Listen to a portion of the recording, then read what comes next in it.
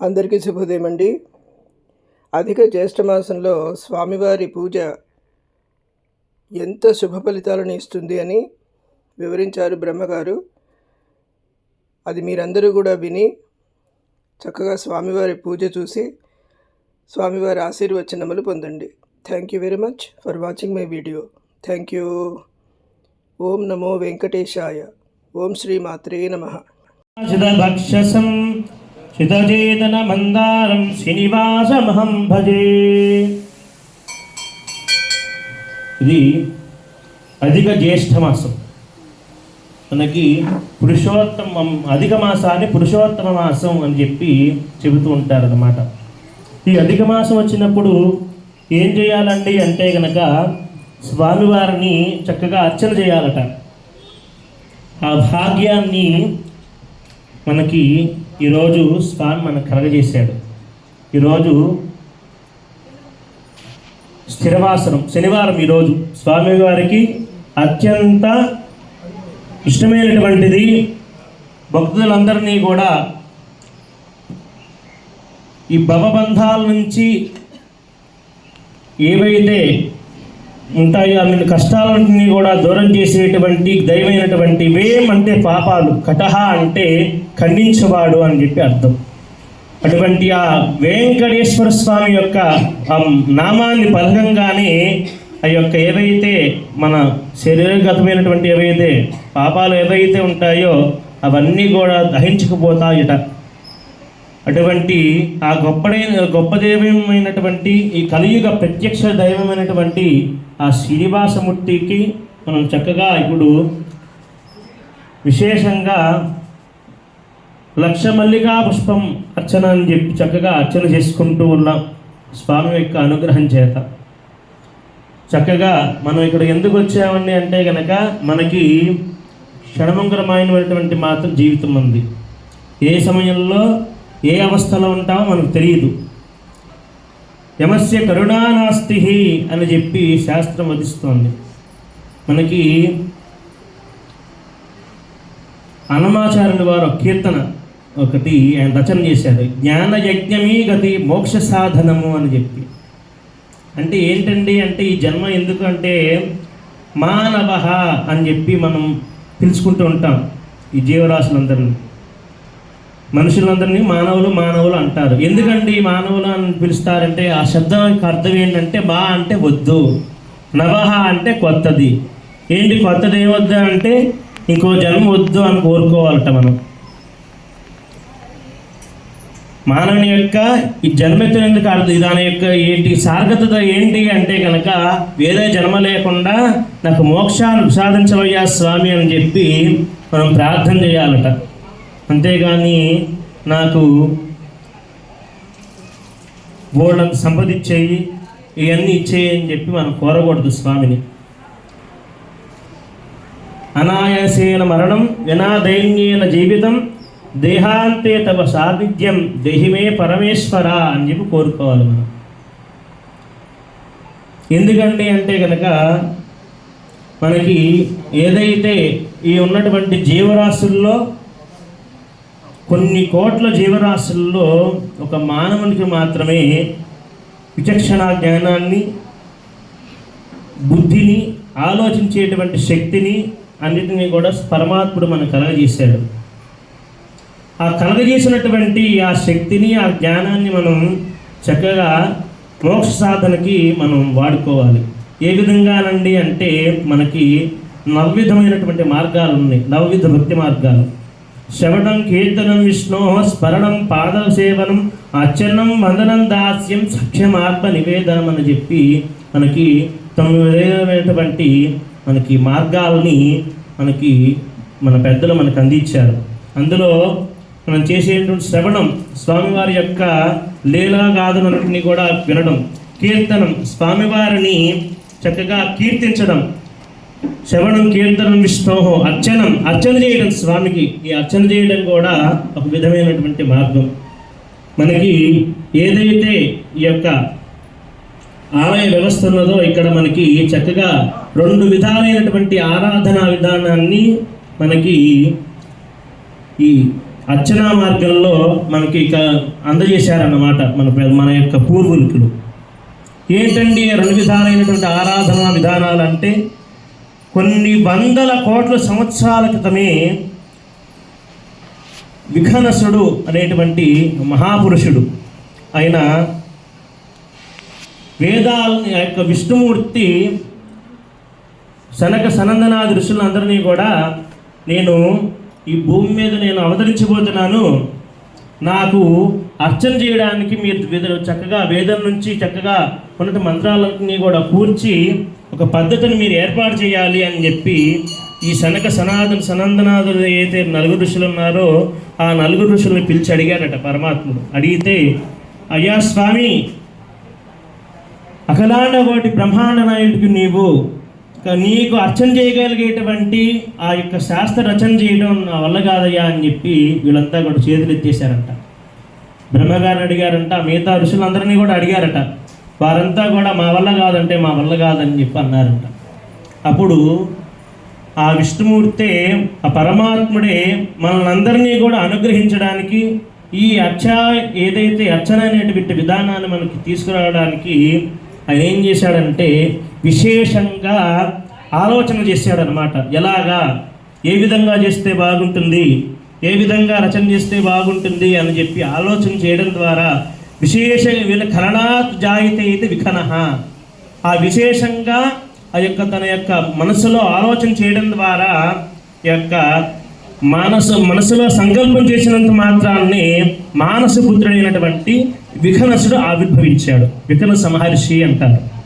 ఆ విఘనస మహర్షి యొక్క ఏదైతే ఆయన అందించినటువంటి ఆ యొక్క తన శిష్యులు 4 చక్కగా ఏర్పాటు చేసుకుని, భృగు, మరీచి, అత్రి, కశ్యపులు ప్రధాన శిష్యులు వీరు. వారికి ఈ ఆగమాలు ఏదైతే అర్చనా విధానాన్నంతా కూడా చక్కగా వారికి ఉపదేశం చేశాడు. ఆ విధంగా ఇప్పుడు తిరుమలలో ఏదైతే అర్చనా విధానం ఏదైతే ఉందో ఆ అర్చనా విధానాన్ని అనుగ్రహించింది ఆ విఘనసుల వారి యొక్క అనుగ్రహం చేతనే ఆ యొక్క అర్చనా విధులన్నీ కూడా తిరుమలలో నిర్వహిస్తూ ఉన్నారు. అదే ఆగమాన్ని అనుసరించి, ఆగమము అంటే మనకి ఇక్కడ దానికి అర్థం తెలియాలి మనకి. నిగమము అంటే వేదం. ఈ వేదంలో ఉండేటువంటి మంత్రాలని అర్చనకి ఏ విధంగా వాడాలి అని తెలిపేది ఆగమం. అర్థమైందండి? ఆగమము అంటే ఈ వేదంలో ఉండేటువంటి ఏవైతే మంత్రాలు ఏవైతే ఉంటాయో దేనికి అర్చనా విధానంలో ఎక్కడ వాడాలి, ఏ విధంగా వాడాలని తెలియజేసేది ఆగమం. ఆ ఆగమాన్ని అనుసరించి, ఏ ఆగమం అండి అంటే ఇది వైఖానస ఆగమము. ఈ వైఖానస ఆగమాన్ని అనుసరించి ఇక్కడ ఈ తిరుమలలో ఏ విధంగానైతే ప్రాతకాలం నుంచి రాత్రి గుడి మూసేంత వరకు కూడా ఏ విధంగా అర్చనా విధ క్రతువులు జరుగుతున్నాయో అదేవిధంగా ఇక్కడ మన గ్రామంలో, మన జూపూడి గ్రామంలో స్వామివారిని ప్రతిష్టాపన చేసుకొని అదే విధానాన్ని అనుసరిస్తూ వారి యొక్క ఆ యొక్క పరంపరను అనుసరిస్తూ సుప్రభాతం మొదలుకొని రాత్రి ఏకాంత సేవ వరకు కూడా మనకి స్వామి కలగజేసినటువంటి శక్తి ఏదైతే కలగజేశాడో ఆ శక్తితోటి స్వామివారి ఇక్కడ జరుపుతూ ఉన్నాం అన్నమాట. ఆ విధంగా స్వామికి మరి 2 విధాలైనటువంటి అర్చనలు అని చెప్పుకున్నాం. ఏమిటండి అంటే సగుణోపాసన, నిర్గుణోపాసన. సగుణం అంటే మనకి అర్చన చేయడానికి పరిపూర్ణమైనటువంటి ఒక రూపం ఉండాలి. అలా ఉంటేనే అర్చనకు అర్హం. అందుకని చెప్పి సగుణ బ్రహ్మ అని చెప్పి అన్నమయ్య కీర్తించాడు. నారాయణాయ నమో సగుణ సబ్రహ్మణే అని చెప్పి కీర్తన చేశాడు ఆయన. ఆ సగుణమూర్తి అయినటువంటి ఆ స్వామికి ఆరాధన చేసి ఆ తర్వాత నిర్గుణమూర్తి అయినటువంటి స్వామిని ఆరాధన చేయాలట. ఆ స్వామి ఇలాగా చెప్పాడు. విఘనస మహర్షి చెప్పాడు. ఏమనంటే సగుణే బుద్ధి నివేశ్య తస్మాత్ నిర్గుణమాశ్రిత్య నిత్యం మోక్షే యత్నం కుర్యాతు అని చెప్పి చెప్పబడింది శాస్త్రం.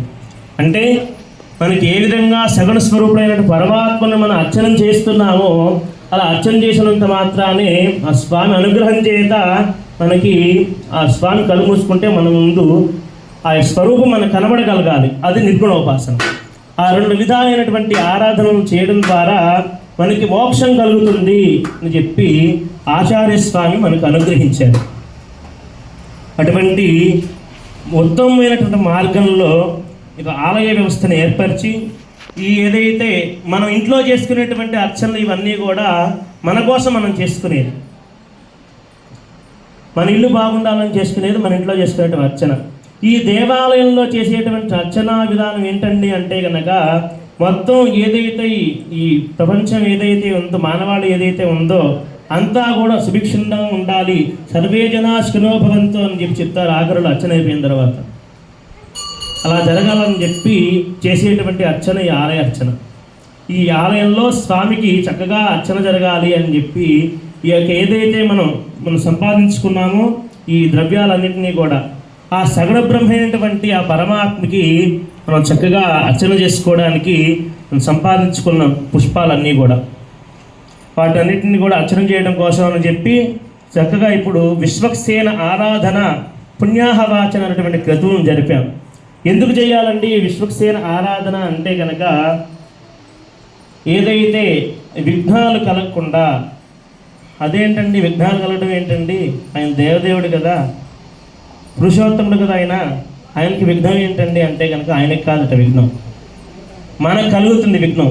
ఏ విధంగా కలుగుతుందండి అంటే కనుక మన శరీరం పాంచభౌతికమైనది, పృథివీ అప్తేజో వాయువు ఆకాశాలన్నీ కూడా ఏదైతే ఆ శక్తి అంతా కూడా పాంచభౌతికమైనటువంటి మన శరీరాన్ని మనకి ఆవహించి ఉంటుంది అనమాట. మనకి యోగా ప్రక్రియలో చెప్తుంటారు మనకి శరీరంలో 6 చక్రాలు ఉన్నాయండి, మూలాధార స్వాధిష్టాన మణిపూరకం ఆజ్ఞ విశుద్ధ చక్రాలు. ఇవన్నీ కూడా ఒక్కో తత్వాన్ని ఒకటి పృథివీ నీరు ఆకాశం నిప్పు అన్నీ కూడా అధిష్టాన దేవతలుగా ఉన్నాయండి అని చెప్తారు. ఇవన్నీ కూడా మన ఆనిధనంలో లేవనుకోండి ఏమవుతుంది, మనం కూర్చోలేము, ఇక్కడ కూర్చోలేము.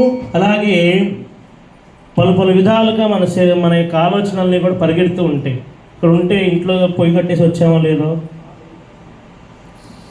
పాలు తోడేసామో లేదో, ఇలాంటివన్నీ గుర్తొస్తూ ఉంటాయి అన్నమాట మనకి. ఆ విధంగానే ఈ బ్రహ్మగారి గురించి ఘోరమైన తపస్సు చేశారు.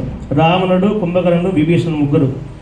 అందులో కుంభకర్ణుడు ఏం చేశాడు, తను ఏదైతే కోరుకున్నాడో ఏమని, నాకు అమరత్వం కావాలని కోరుకుందాం అనుకున్నాడు ఆయన. ఆఖరికి ఏమైంది, నాకు 6 నెలలు నిద్ర కావాలని కోరుకున్నాడు ఆ సమయంలో. అంటే ఏదైతే మనం ఇక్కడికి వచ్చామో స్వామివారి యొక్క ఏదైతే కార్యక్రమంలో కూర్చున్నామనో ఆ కూర్చున్నప్పుడు మనకు ఆ విఘ్నం కలగకూడదు, మన శరీరం మనంతా కూడా సహకరించి స్వామివారి సేవలో మనం తరించాలని చెప్పి కోరుకుంటూ ఆయన విశ్వక్సేన ఆరాధన చేసి ఈ పుణ్యతీర్థ జలాలని కూడా చక్కగా కలశంలోకి ఆవాహనం చేసి చక్కగా ఈ ప్రదేశం అంతా ప్రోక్షణం చేసుకున్నాం. మనం తెచ్చుకున్న ద్రవ్యాలన్నీ కూడా శుద్ధి చేసుకున్నాం. ఇప్పుడు చక్కగా ఏదైతే మనం పరమాత్ముడు మనకు ఏదైతే వికనస మహర్షి వారు ఏ విధంగానైతే మనకు అనుగ్రహించారో అర్చన అనేటువంటి విధానం, ఆ అర్చనకి పరమావధిగా చేసుకుంటూ మనం ఇప్పుడు చక్కగా ఏదైతే మనం తెచ్చుకున్నటువంటి పుష్పాలతోటి చక్కగా 1,00,000 సంఖ్యాకంగా ఆ స్వామికి ఇప్పుడు అర్చన చేసుకుందాం.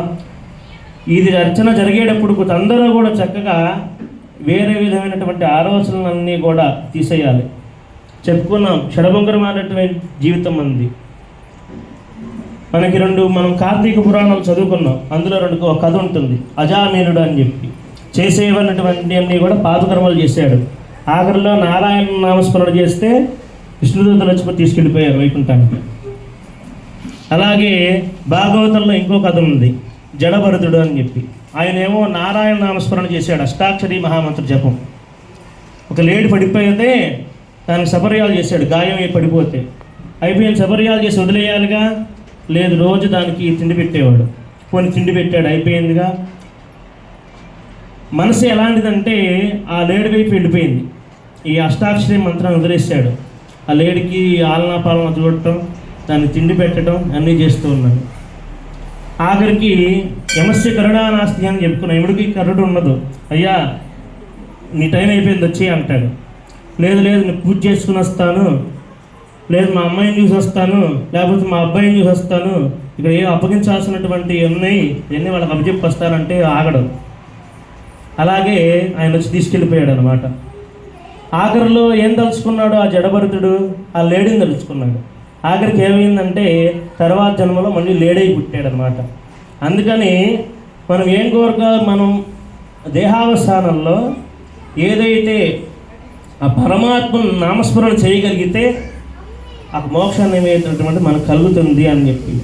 మరి మనం అలా చేయగలమా అంటే చేయలేం. అందుకని దాన్ని సాధన చేస్తున్నాం మనమంతా కూడా. సగుణోపాసన, నిర్గుణోపాసన అనే విధానాల చేత ఆరాధన చేస్తే ఆ తరువాత మనకి మోక్షం కలుగుతుంది అని చెప్పి శాస్త్రవచనం అన్నమాట. అటువంటివి చక్కగాటువంటి ఈ యొక్క అర్చనని చక్కగా మనమంతా కూడా నామస్మరణ చేస్తూ ఇక్కడ కూర్చుని ఏ విధమైనటువంటి మాటలు మాట్లాడకుండా, అన్ని విషయాలు మాట్లాడకుండా చక్కగా ప్రశాంతంగా స్వామివారి జరిగేటువంటి కైంకర్యంలో మనమంతా కూడా భాగస్వాములు అవుదాం. గోవింద గోవింద.